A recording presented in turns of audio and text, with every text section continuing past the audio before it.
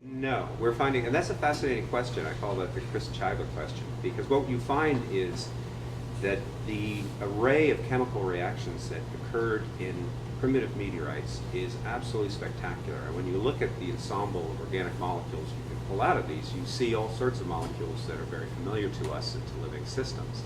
So one of the really interesting questions is, well, if all this chemistry could occur on the meteorite, why didn't life occur on the meteorite? And it turns out that there's a substantial amount of time available, maybe 10 to 100 million years. So we can't place a time limit on the emergence of life, but 100 million years is 100 million years. So one can also study meteorites to ask the question of, well, if you can do all this chemistry, why then wasn't there life? And my personal speculation is that the difference between our planet and a meteorite is that a meteorite starts out far from equilibrium and eventually drifts towards equilibrium, whereas a planet like ours, which is continuously making new ocean floor recursively over and over again, water interacting with ocean floor, in essence is doing an experiment over and over and over and over and over again. So one can imagine, however it took place, that the spontaneous emergence of life is a very complex phenomenon. And one would imagine that it would be an experiment that would probably have to be tried many, many, many times prior to succeeding. So the meteorite only had one chance.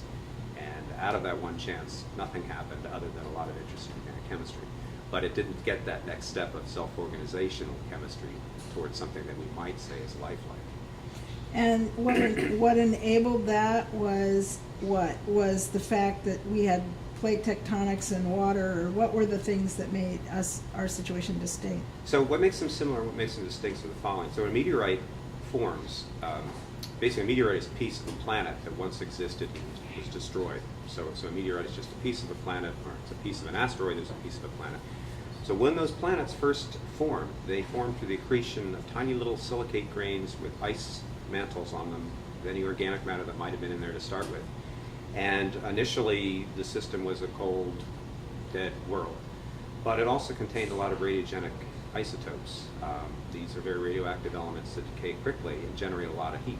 So in a relatively short period of time, this entire little world also started to heat up substantially, melting the ice, and for the first time exposing minerals and water and other things that are completely out of equilibrium with each other.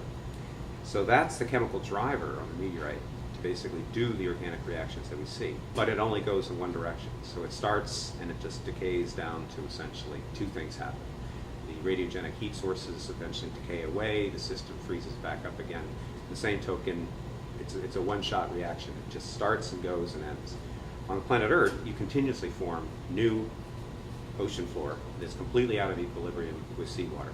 And so you have continuous potential for the same kind of chemistry, but you do it over and over and over again, and in fact have been doing it over and over again for close to 4.5 billion years. So as we speak, the ocean floor is interacting with the oceans.